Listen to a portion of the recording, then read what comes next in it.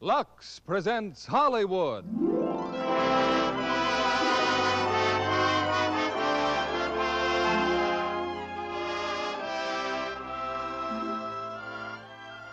Lever Brothers Company brings you the Lux Radio Theater, starring Judy Garland, Margaret O'Brien, and Tom Drake in Meet Me in St. Louis. Ladies and gentlemen, your producer, Mr. William Keeley.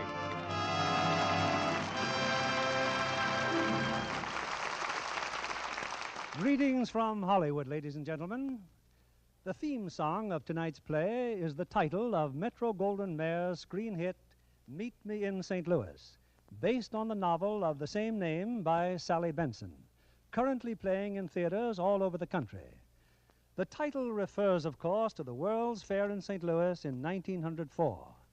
10 million people attended it, but twice as many people in our listening audience will be going there tonight with three of Hollywood's most charming stars, Judy Garland, Margaret O'Brien, and Tom Drake.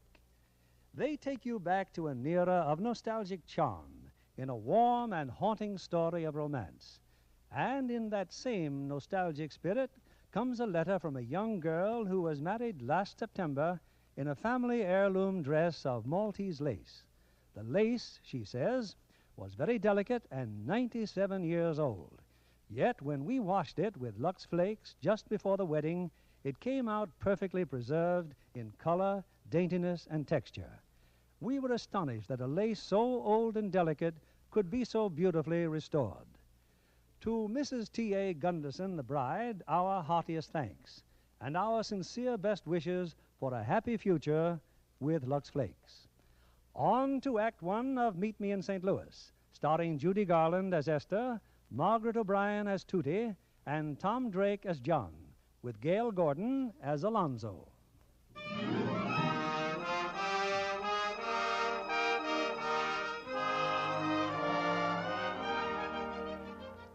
In the year 1903, there lived in the city of St. Louis a family named Smith. There were Mr. and Mrs. Alonzo Smith and Grandpa Smith.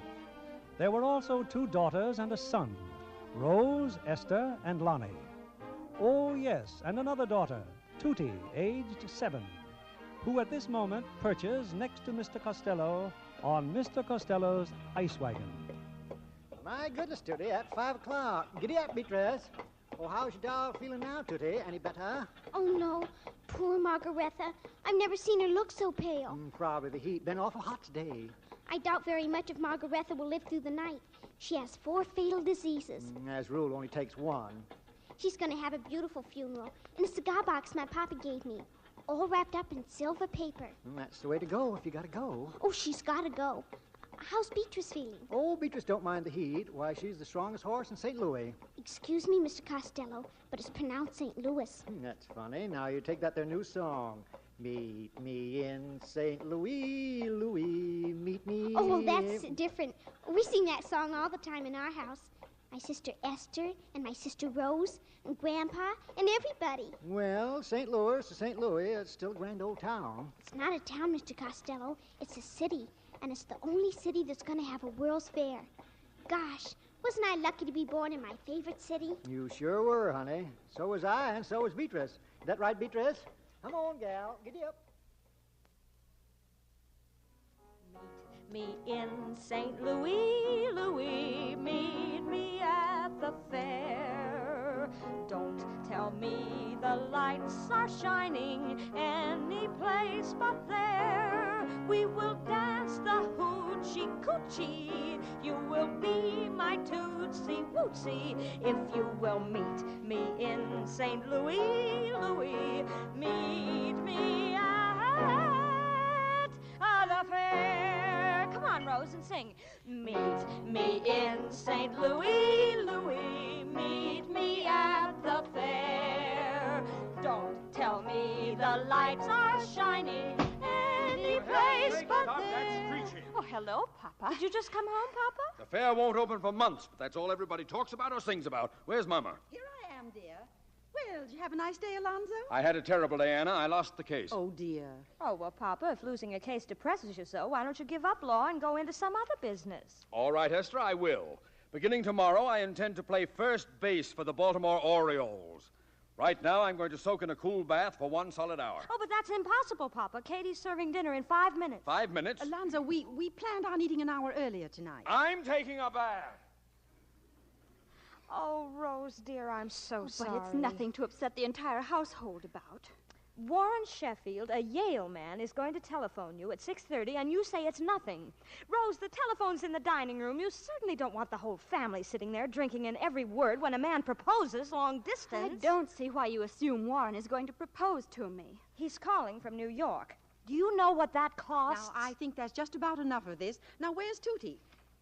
Oh, she's delivering ice with Mr. Costello. No, she came back a few minutes ago. She's in the backyard burying her doll. Well, call her in to see that she gets washed. And Lonnie. Lonnie! Now, don't you worry, Rose, dear. Everything will work out all right. Mama, it's 6:30 and Papa isn't down yet. He will be. Tootie! Grandpa! Lonnie, come on, dinner! Has he telephoned yet, Rose? Grandpa, I'm not in the least concerned whether Mr. Sheffield calls or not. I suppose Warren's too young, huh? Every fella I introduce her to is too young. Now, listen, children. Your father will be right down. If we eat dinner quickly, we may be finished by the time... Oh, now I remember. Now I remember where I left my other roller skate. On the staircase. I hope I haven't held you up.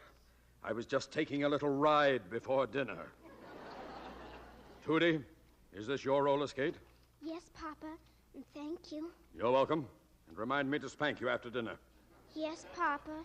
Ah, soup. Don't blame me if it's cold, Mr. Smith. Oh, Katie. So's the corned beef. No, it's fine. Delicious. Well, what's the matter with everybody? Eat your soup. Rose, let me get it. Telephone! What are you all jumping for? Sit still. I'll answer it. I'll die. I'll simply die. Hello? What?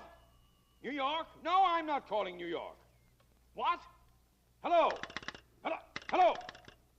Anna, I'm going to have that instrument of torture ripped out of this home. Oh, Alonzo, every telephone call's not for you, dear. Rose is crying. Well, what's the matter with you? Oh, it's nothing, Papa.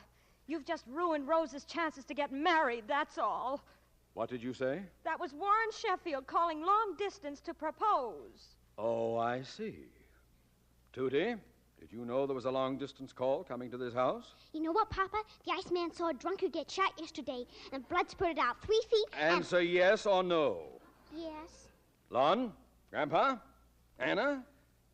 Well, and just when was I voted out of this family? Oh, Alonzo, really now? My eldest daughter is practically on her honeymoon, and everybody in St. Louis knows about it but me. Well, from now on, I'll handle all telephone calls to this house. But, Papa! Nobody answers the phone but me. But I. Thank you. Rose, answer the telephone. Thank you, Papa. Hello, Warren? How are you? Oh, I'm fine, Rose. How's St. Louis? What did you say? I said, how's St. Louis? Oh, it's fine. Fine. Can you hear me? Oh, yes, I can hear you The fine. whole neighborhood can hear you. Well, What did you say, Warren? nothing. I was waiting for you to say something. Oh, Rose, I hope you won't misunderstand what I'm going to tell you. yes? Well, I don't think you should mention this call to your family. Why not? Well, because there'd be H to pay if my family ever found out I called you long distance. Oh, he said there'd be 8. My family's here, and they don't think anything of it. Well, I'd better not waste any more of your time or money. Rose, I've still got 35 seconds. Never mind. Well, Rose, I'll write to you as soon as I hang up. Well, that'll be very nice. Goodbye, Warren. Well, that's the darndest proposal I ever heard. Well, of all things, he talks about the weather. Well, I'll bet there isn't another girl in St. Louis who's had a Yale man call her long distance just to inquire about her health. If you don't mind, I'd like to be excused. A Yale man, eh, Lonnie? Yes, Papa? That settles it. You're going to Princeton.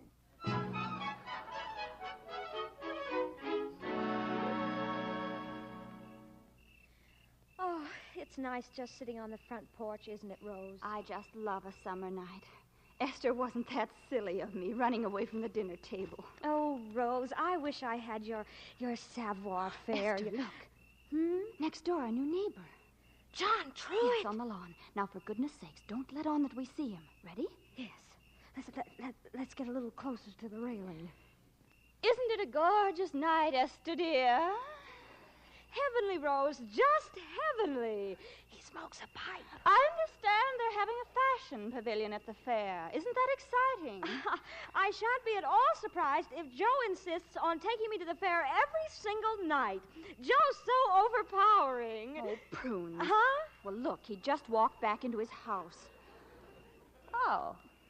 It's not very neighborly, I must say. Well, he's only lived here 2 weeks. You can't expect him to fling himself at you. How am I going to meet him? I know. I'll get George Briggs to bring him over here to Lon's going-away party. Oh, Rose, could you? Of course. Let me get some stationery. We can write the invitations right now, tonight. He didn't even notice me. What if he can't come to our party? What if he's got a girl?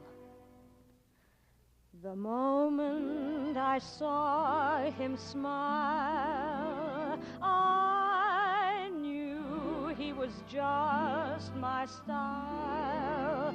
My only regret is we've never met, though I dream of him all the while. But he doesn't know I exist, no matter how I may persist.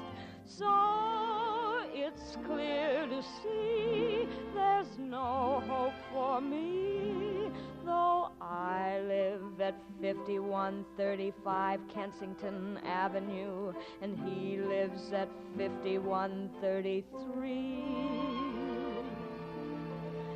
How can I ignore the boy next door? I love him more than I can say.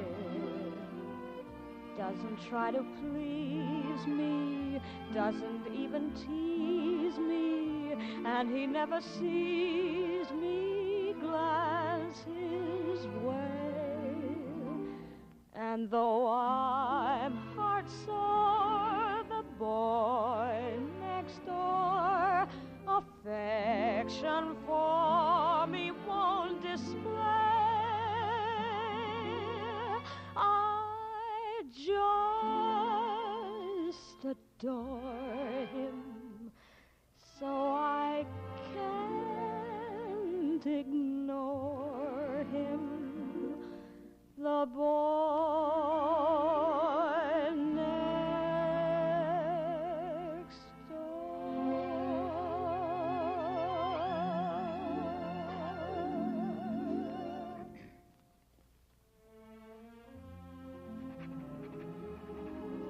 My dear Mr. Truitt, you are cordially invited to a party on Saturday next in honor of our brother, Alonzo Smith, Jr., who is living for Princeton.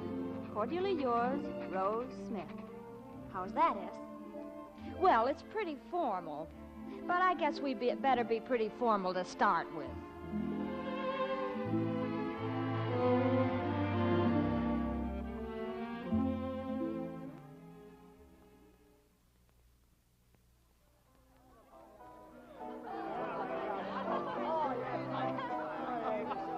Princeton's all right, John, huh? Oh, Princeton's a peach of a school. A peach of a school. Well, that's where I'm going. Oh, Esther. Yes, Alonzo? May I present our neighbor, John Truitt? I'm sorry, I didn't quite catch the name. John Truitt. Oh, well, welcome to our house, Mr. Truitt. Well, thank you. You know, this is the first party I've been invited to since we moved to St. Louis. Oh, do you live here? Well, of course he lives here. Right next door. Oh, well, that's where I've seen you. I thought you looked familiar. If this dance isn't taken, Miss Smith, I'd be very honored. Oh, I'm terribly sorry, but oh, well, since you're our next-door neighbor. Thank you.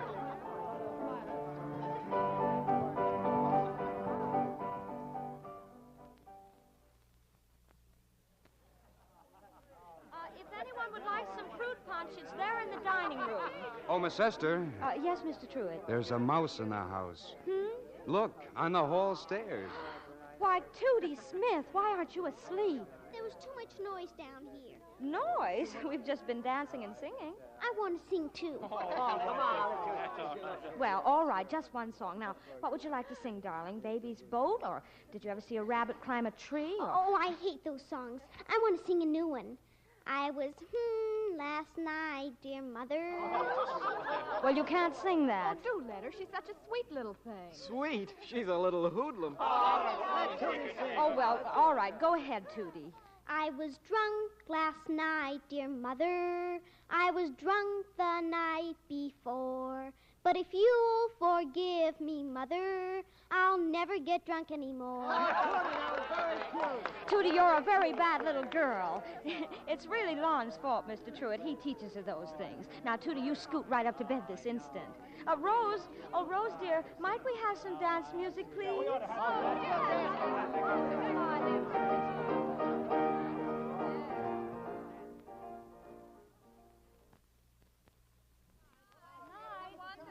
Good night. Looks like I'm the last one leaving. Well, good night, Miss Esther. Good night. Wes, don't forget your beauty sleep. Presently, Rose, dear. Well, I guess I better get going. We'll be seeing some more of you, won't we? Oh, you bet. You'll be joining our crowd Friday. We're all taking the trolley out to the fairgrounds just to see what progress they're making. Oh, sure. Well, good night. Good night. Oh, that Welsh rabbit you served was ginger peachy. I'm so glad. Oh, Mr. Truitt. Yes, Miss Esther? This is an untoward request, but would you mind accompanying me through the house while I turn out the lights? Well, It's just that I'm afraid of mice. Well, sure. That's the least a man can do for his charming hostess. Just those two lights in the hall, and then we'll be finished. Oh, if you can't see, just take my hand, Mr. Truitt. Well, thanks. This way. Say, that's nice perfume. Do you like it? It's essence of violet. Exactly the same kind my grandmother uses. No, this is different. Well, here's the hall. Hadn't we better save those lights for your folks? Well, I'll just turn them down dim. There. My, it's certainly dark in here with the lights off, isn't it? Gosh, Miss Esther, I hope I'm not too presumptuous, but you don't need any beauty sleep. Oh, what a nice thing to say. Oh, this has been a great evening. I'll never forget it. Do you mean that? Yes, I do. Do you always shake hands with the girl when you say goodnight? Oh, no, sir. Only when I think an awful lot of her. Oh. And you know something else, Esther? What? You've got a mighty strong grip for a girl. Good night, Esther. Good night, neighbor.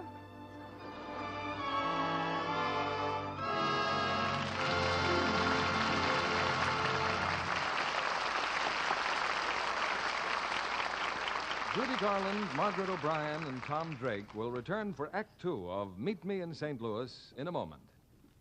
Say, Libby, a boy wants to know whether his girl will like him better if he becomes a great dancer like Fred Astaire or a famous crooner like Bing Crosby. Well, why not tell him to see Paramount's new picture, Blue Skies? They're both in that, and they both love the same girl, Joan Caulfield. Frankly, if I'd been Joan in that picture, I never could have made up my mind. Those wonderful sentimental tunes Bing sings should sweep any girl off her feet. Just like an Astaire dance. Isn't this Fred's farewell to pictures? Well, that's what he insists, but millions hope it isn't true. He's never been better, or his dance is more original. Being Astaire's partner is a real honor. Well, he has two in Blue Skies. Blonde Joan Caulfield and a little Latin from Manhattan, Olga San Juan. Both are divine in Technicolor. I'll bet I know another thing they had in common. What's that? Lux Care for their stockings. Oh, you're absolutely right. Anybody who dances knows how much strain stockings get. So naturally, the girls use Lux Flakes to cut down runs. Not only girls who dance, Libby, but girls everywhere know how much longer Lux stockings last. And so do Paramount Studios. Stockings for the chorus got the same Lux Care as those of the stars. But of course Joan knew about Lux long before she went to Hollywood. Wasn't she a model in New York? That's right. And models soon learn to get more wear from stockings by luxing them every night. Well, actual strain tests proved how right they are. In these tests, stockings rubbed with cake soap went into runs very quickly. The luxed ones lasted and lasted, twice as long, in fact. Girls on a budget appreciate that. Right, Libby. Now, a suggestion to the ladies of our audience. Because Lux is made of scarce materials, please don't waste it. Here's your producer, William Keeley. Act 2 of Meet Me in St. Louis, starring Judy Garland as Esther, Margaret O'Brien as Tootie, and Tom Drake as John.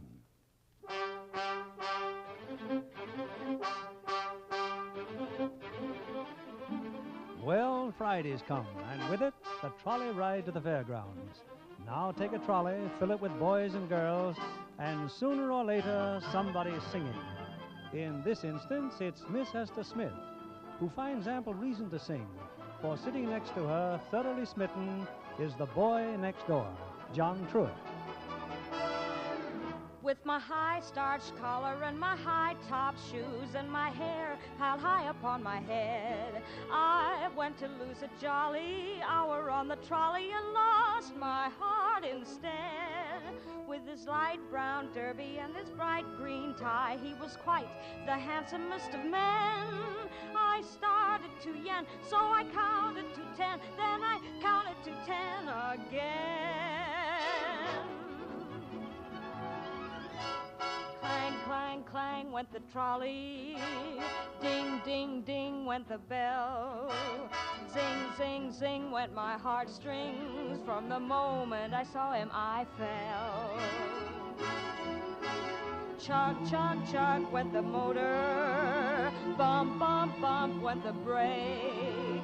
Thump, thump, thump went my heartstrings. When he smiled, I could feel the car shake. He tipped his hat and took a seat. He said he hoped he hadn't stepped upon my feet. He asked my name, I held my breath. I couldn't speak because he scared me half to death. Buzz, buzz, buzz went the buzzer.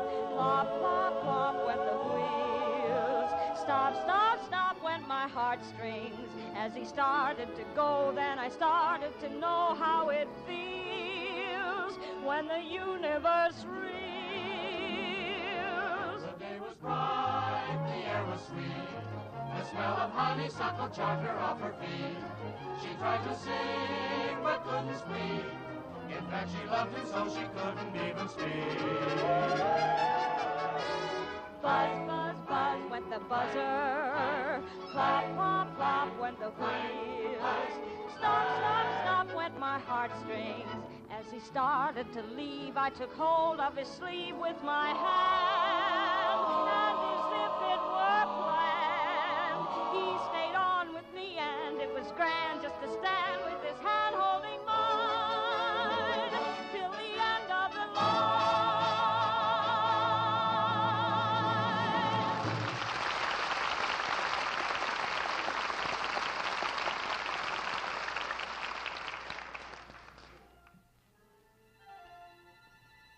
It's a few weeks later now, Halloween, and at the Smith home, disguised in sagging pants, a long red nose, and bristling mustaches, Miss Tootie Smith is about to brave the thrills and terrors of this ghost-ridden night.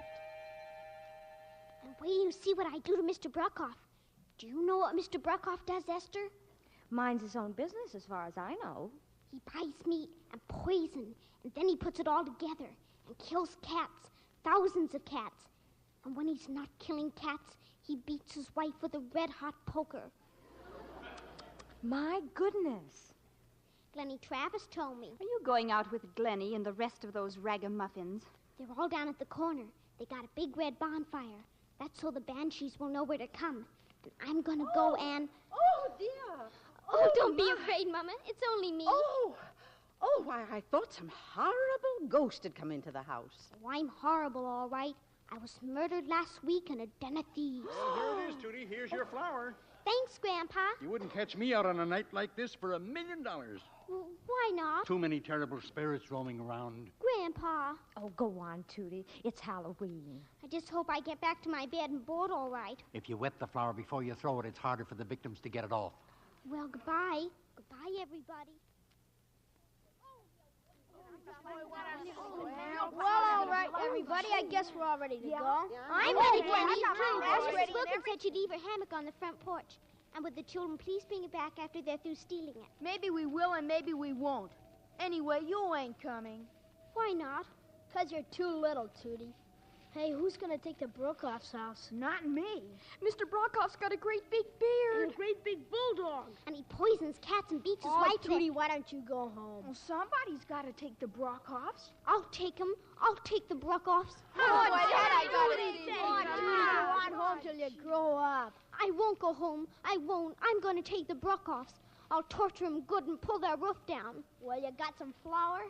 Yes. Just remember, if you don't hit Mr. Brokoff in the face with a flower and say, I hate you, the banshees will haunt you forever. They will? Well, what did you think? Well, here I go. And come back when your mission is over. We'll be meeting here around the fiery furnace. Oh, Lordy, I sure wish Esther was here. I can't do it. I can't. I'm too scared. Well, what do you want? Don't try to run away. Yes, Mr. Brokoff. Did you ring my doorbell, Ghost? Yes, sir. Well, go on. Throw the flower on me. Oh, all right. Some more. On my beard. Yes, sir. Now say it. Say it. I hate you, Mr. Brokoff. That's fine, Tootie. Good night, dear. I'm the most horrible of everybody.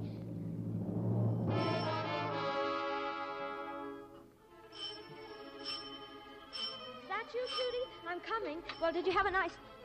Why, Glennie. Esther, you better come quick. Something happened to Tootie. What are you talking about? Down by the trolley. She got hurt, Esther. She's bleeding like anything. Oh!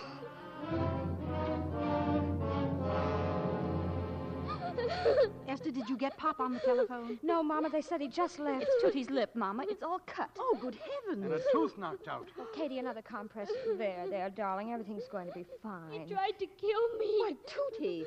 She must mean the streetcar. I think it hit her. It wasn't the streetcar.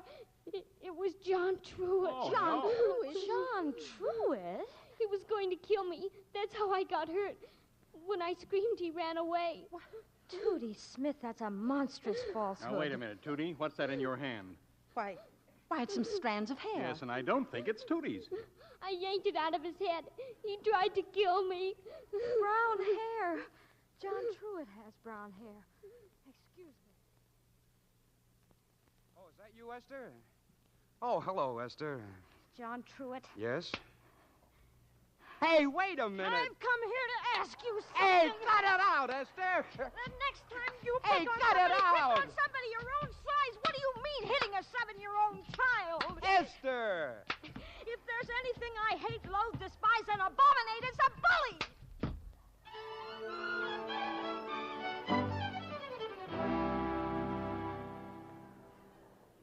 I want to sleep in Esther's bed, Mama. Of course, darling. Oh, I hate to think what your father's going to say when he hears about this. He may even strike that Truitt boy. He won't have to, Mama. I just took care of him. I was drunk last night, dear Mother. I was drunk the night before. Esther, your dress. Oh, that must have happened when he was trying to hold me off. I bit him. I bit him, too. Did you, Tootie? That's not what Tommy Berkheimer says. I've just been talking to him. Did the trolley go off the tracks, Grandpa? No, but the cable came off when the motorman put on the brakes so fast. At least that's what Tommy tells me. What are you talking about? It seems the kids had found an old suit of clothes, so they stuffed it with straw, and somebody put it on the trolley tracks. We thought the car'd go off the tracks. Tootie Smith, why, you're nothing less than a murderess. You might have killed dozens of people. Oh, Rose, you're so stuck up. Tootie, how did you get that lip? How? Because John Truitt butted in. He dragged me up an alley so the policeman wouldn't get me. Huh, as though policemen never pay attention to girls. But I yanked his hair out and got away. Then I fell down and cut my lip. Oh, what I'm going to do to you. Oh, yes, leave her alone. Well, what's so funny? Tootie, honestly, you're the most deceitful, sinful little creature I've ever seen. And for 2 cents, I'd... Merciful heavens! John!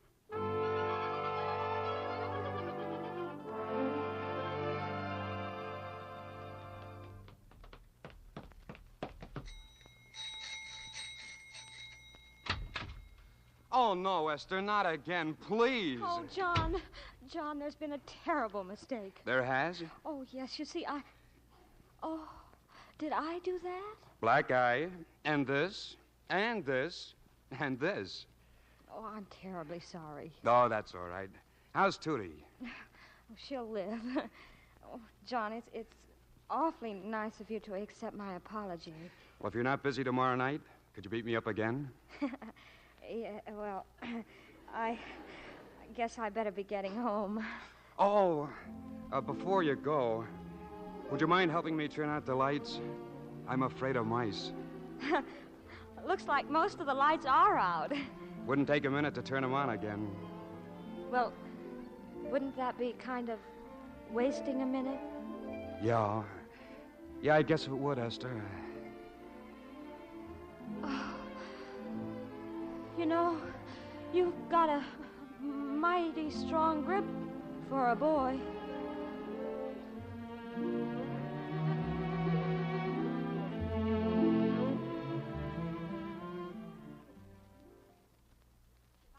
You fiddling again, Tootie. I'll give you something that you'll... Oh, Esther, dear, I hope... Why, Esther, is there something wrong? Yes, Mama.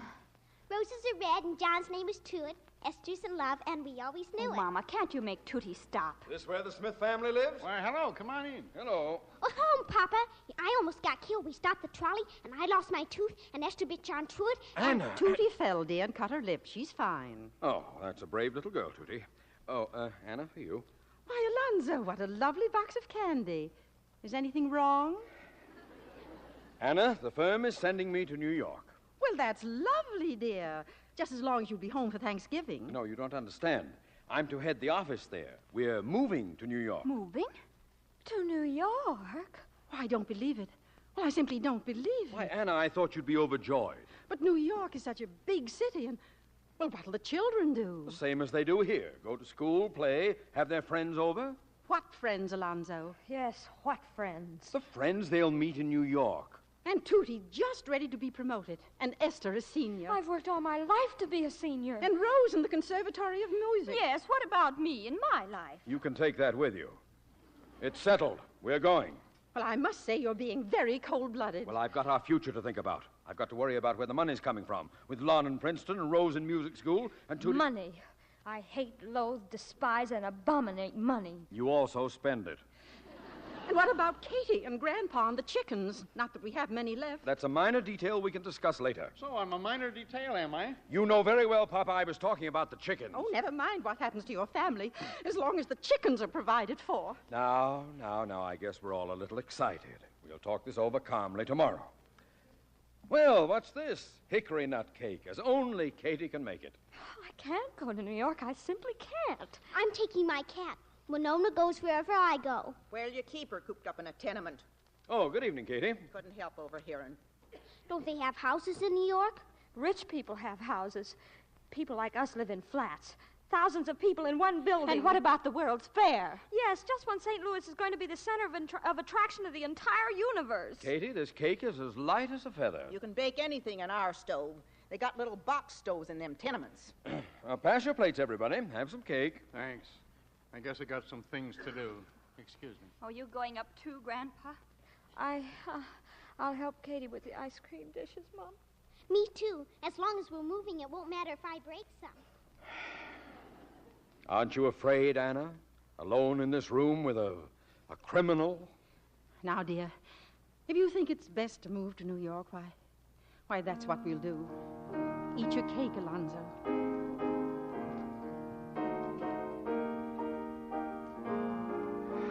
It's good to hear you play, Anna. My, that's a nice song. Remember when I used to sing it? Yes. Of dark and fair weather,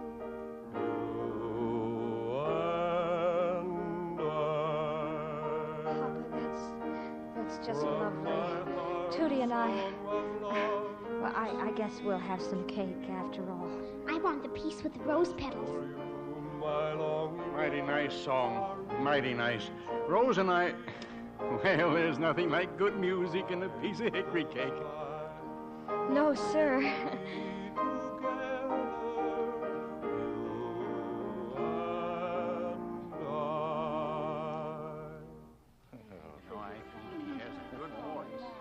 And you know, I'll bet New York is going to be just fine.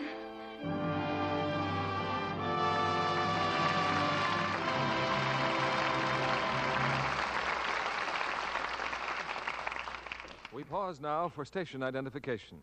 This is CBS, the Columbia Broadcasting System.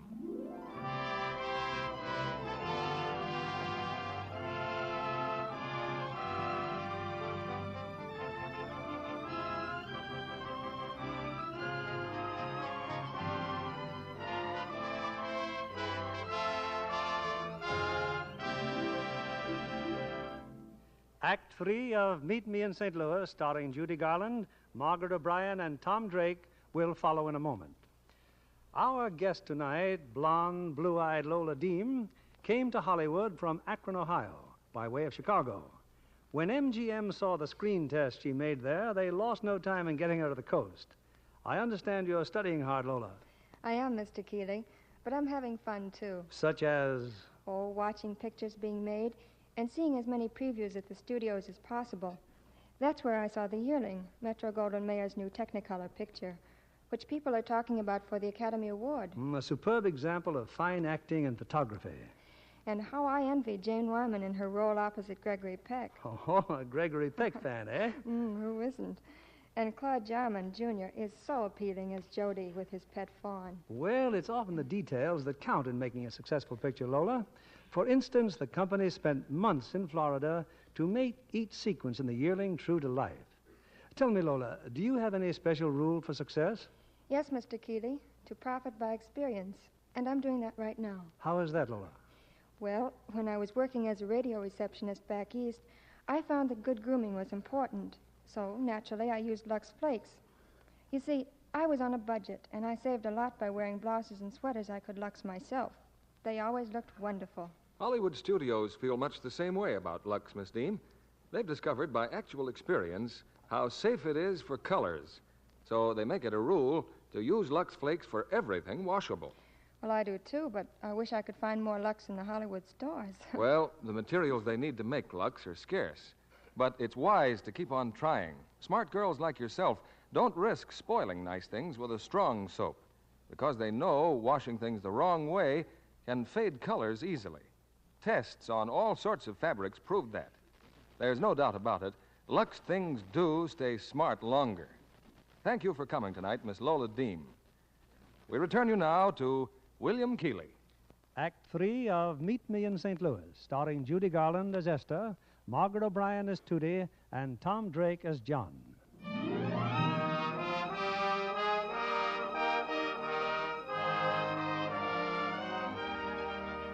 It's the day before Christmas, a week before the family moves to New York, and 5 hours before the annual Christmas ball at the Woman's Club. And Alonzo Smith, Jr., home from Princeton for the holidays, has a problem.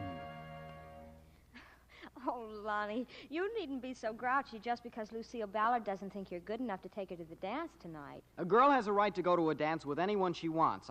I just didn't ask her soon enough. Everyone knows Miss Ballard is just an Eastern snob. Well, you're in a fine mood. All because Warren Sheffield asked her instead of you. That's not true. Rose could have had any man she wanted. Except Warren Sheffield. Everyone knows that Lucille Ballard is just throwing herself at Warren because of his father's money. Now, that's what I call real Christmas spirit. Now, just a minute, Katie. Didn't it ever occur to you that you might take your sister to the dance? My own brother? I'd be the laughingstock of St. Louis. Well, thank you. Oh, Katie's absolutely right. Oh, Lon, it's our last dance in St. Louis, and it'd be tragic if either of you missed it. It's all right for you to talk. You have a date, a real one. Well, Rose, if I didn't have a date with John Truitt, which I have, I'd be thrilled to go with my own brother. Well, I'd be willing, Rose. I mean, I'd be glad to. You would? Why, you two will have the best time of anybody. You won't even have to be polite to each other.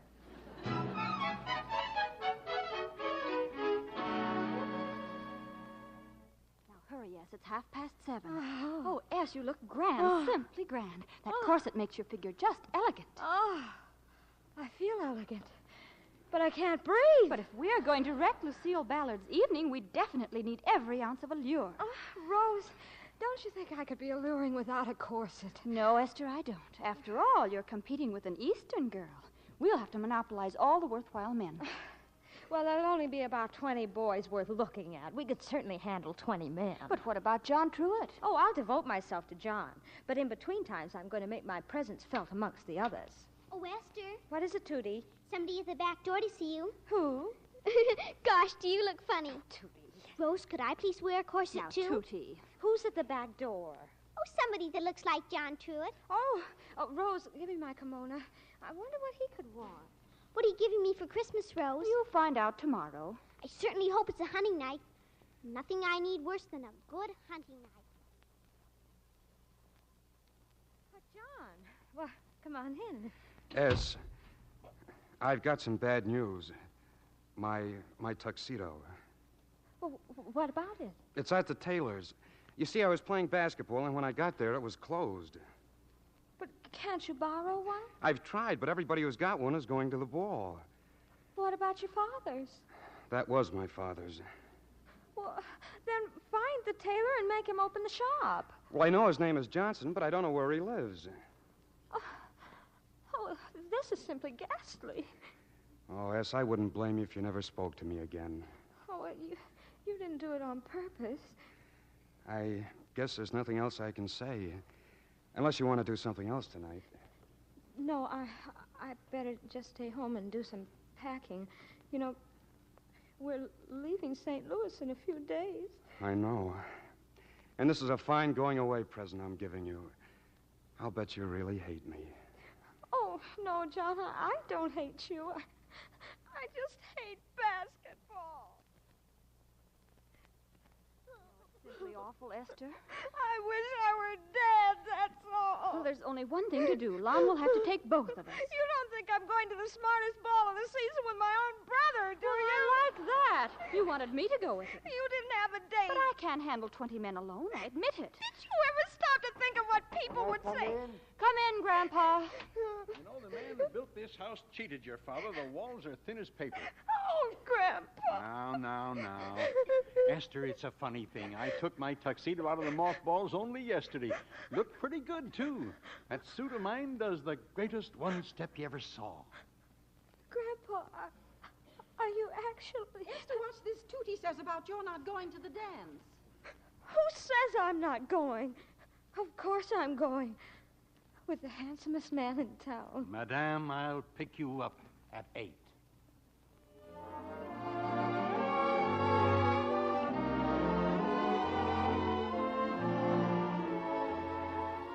Esther, I'm here. I made it.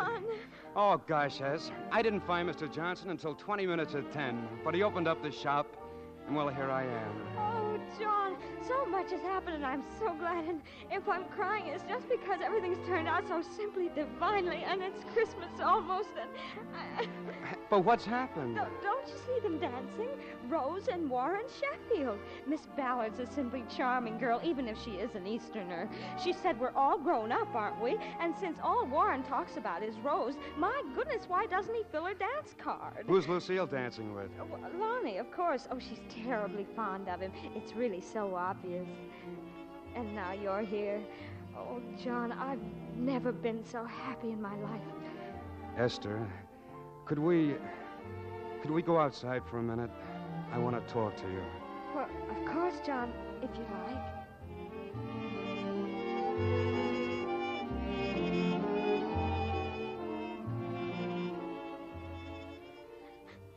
Oh, I wouldn't have said it, Esther, if I thought it would make you cry again. Are you sure you're warm enough? Uh-huh. Oh, I've imagined you saying it thousands of times, and I always planned exactly how I'd act. I never planned to cry. Well, at least you didn't laugh. Laugh? I guess I never asked a girl to marry me before. I guess maybe I was kind of, Oh, John, no one could have done it more beautifully.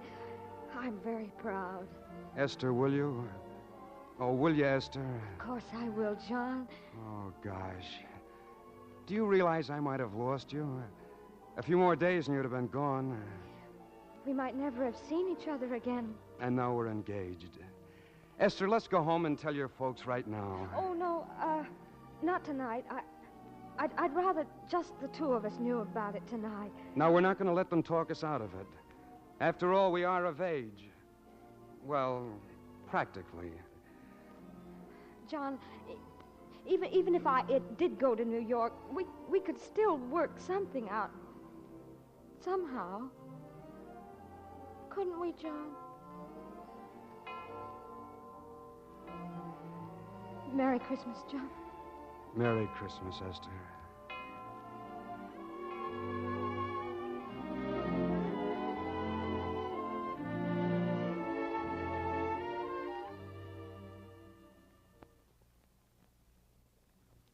To bed with you, Esther?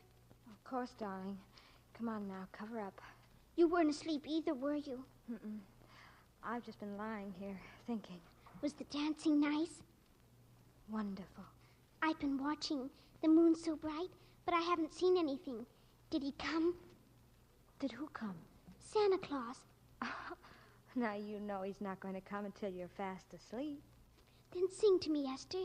Sing to me till I'm asleep. All right. What kind of song, darling? A Christmas song. Have yourself a merry little Christmas. Let your heart be light. Next year all our troubles will be out of sight.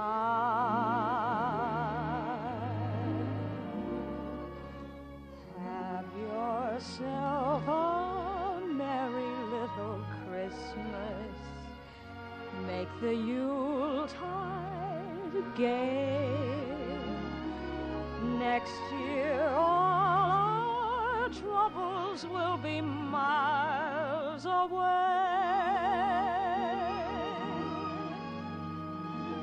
Once again, as in olden days, happy golden days of yore,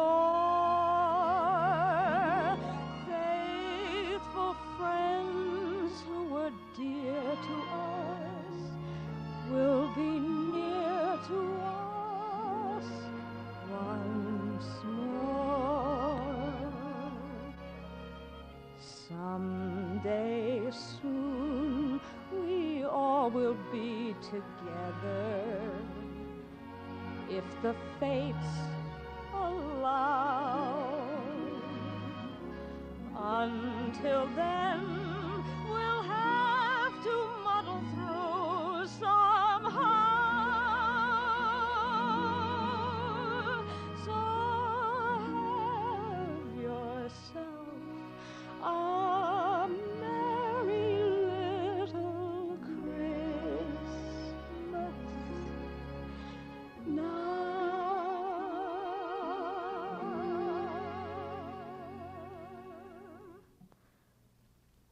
Judy, you're still awake. I can't go to sleep. I can't. Oh, Esther, how will Santa Claus know where to find us next year? We'll be in New York. Oh, you can't fool him. He can find anybody he wants to find. If he brings me any toys, I'm taking them with me.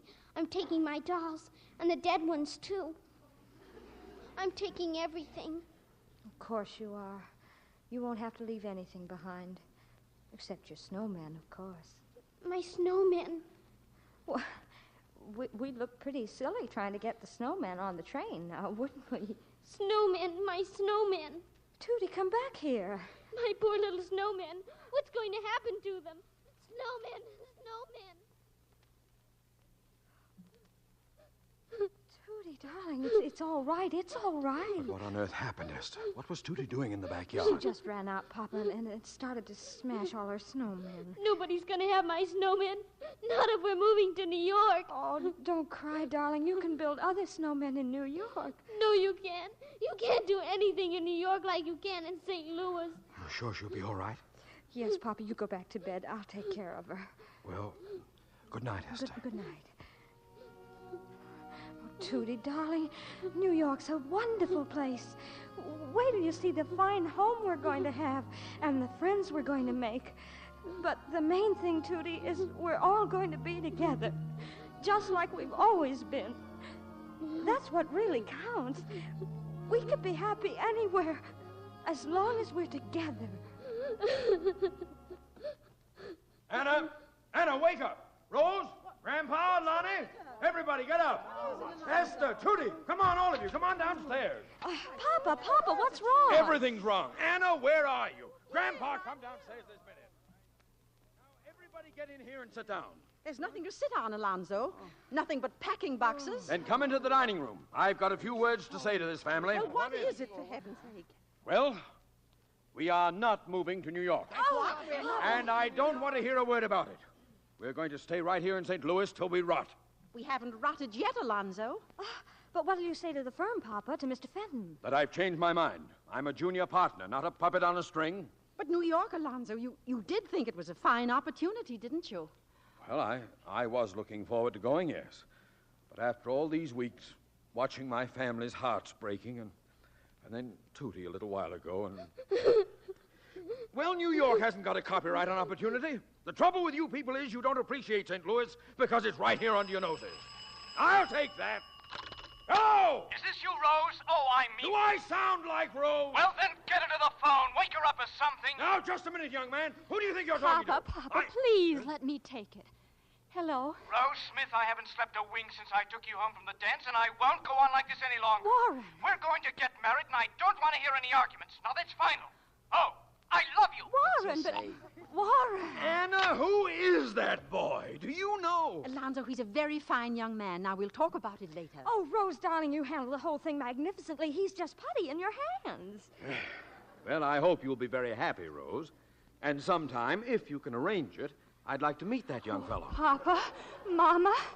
If Rose is going to get married, maybe we better open up her Christmas presents now. You little faker. It's your presents you're after. He's been here, Santa Claus. Well, of course, in the living room. Oh, good heavens, it's Christmas morning. Merry Christmas, Merry Christmas. Papa, you've given us the nicest Christmas anybody could ask for. We're staying in St. Louis. Good morning, Mr. Costello. Morning, Tootie. Gonna help me deliver ice today? Today? Do you know what today is? Sure do. First day of May, 1904. It's Fair Day, Mr. Costello. Today's the day the World's Fair opens. My family's going, and Papa says we're not coming home till they throw us out. Is that a fact? Well, gee up, Beatrice. But don't you worry. I'll help you deliver ice tomorrow.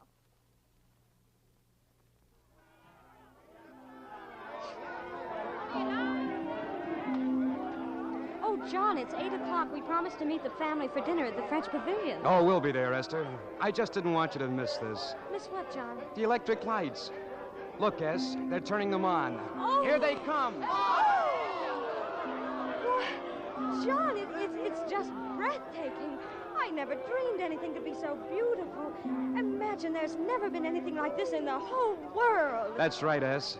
There's nothing like this. And no one like you. Just think of all the things we'll have to tell our kids someday. I wonder if they'll believe it, John. I can hardly believe it myself. You and a World's Fair right here where we live. Right here in St. Louis.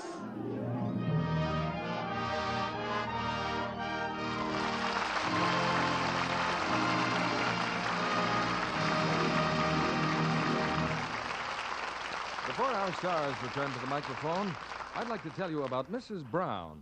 The Browns had some friends in for dinner recently, and after they finished, Mrs. Green said, "Let's do the dishes now, Mary. I'll give you a hand." Oh, thanks. It really won't take long. Optimist. But I always say you can talk just as well in the kitchen as anywhere. Want me to wash? Oh, no, that's the easiest part. Who do you think you're kidding? Look at these dishpan hands of mine. Oh, I have Lux. You have? Where'd you get it? Down at the corner. Some came in while I was there the other day. Lucky. I haven't been able to get any lately. I guess you've just struck it wrong. We're all so sick of those strong soaps that Lux goes like hotcakes. Do strong soaps bother your hands, too? Do they? Why, mine looked worse than yours. But soon as I switched to Lux, they started getting better. Note that, Mrs. Green. Tests prove changing to Lux Flakes does just what Mrs. Brown says. It takes away that ugly dishpan redness. You'll begin to notice improvement in just a few days. Another thing, you have to use so much of that strong soap to get suds. I know, but you saw how little Lux Flakes I put in the dishpan. And look what rich suds they make. Those richer suds will actually go further, Mrs. Green. Do you know that ounce for ounce, Lux does up to twice as many dishes as other leading soaps tested? If I get my hands on a box of Lux Flakes, I'll go easy with it. I don't want to waste a spoonful. Yes, Lux is precious, Mrs. Green. Too precious to be wasted. Of course, you're disappointed when you can't find Lux Flakes right off. We're making as much as we can, but there just isn't enough to satisfy all our customers all the time. So please be patient and keep asking. When you do find Lux Flakes, you'll be delighted how soft and smooth they leave your hands, in spite of dishwashing. Here's Mr. Keeley at the microphone. Now that you've met them in St. Louis, we invite you to meet them as they are in real life. Tonight's delightful stars, Judy Garland, Margaret O'Brien, and Tom Drake.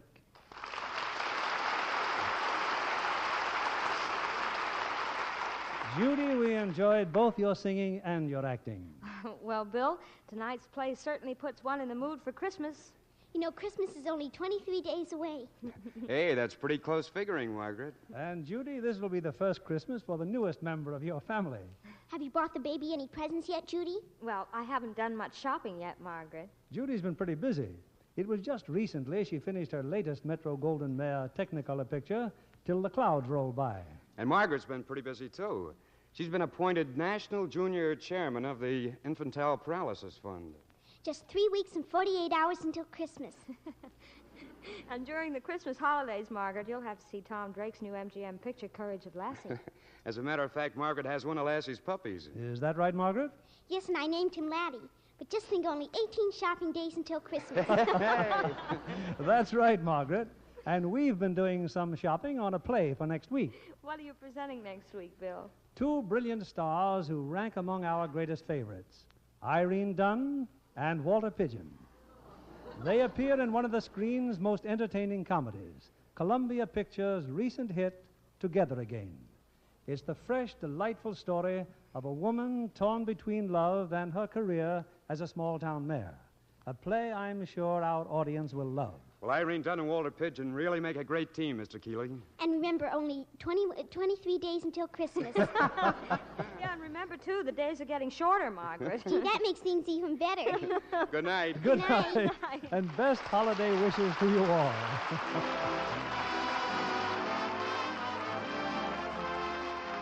Lever Brothers Company, the makers of Lux Flakes, join me in inviting you to be with us again next Monday evening when the Lux Radio Theater presents Irene Dunn and Walter Pidgeon in Together Again. This is William Keeley saying good night to you from Hollywood.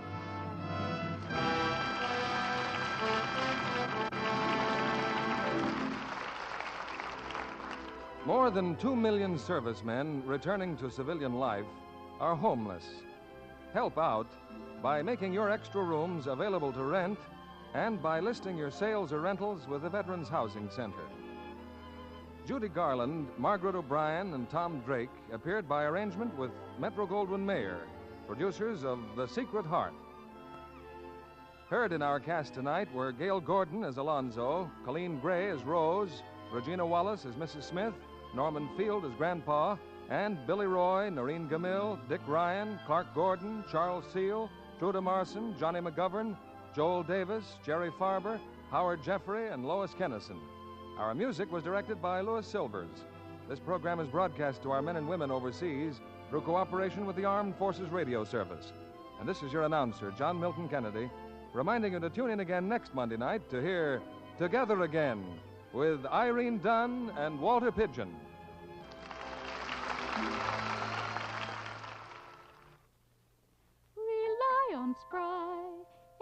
S-P-R-Y.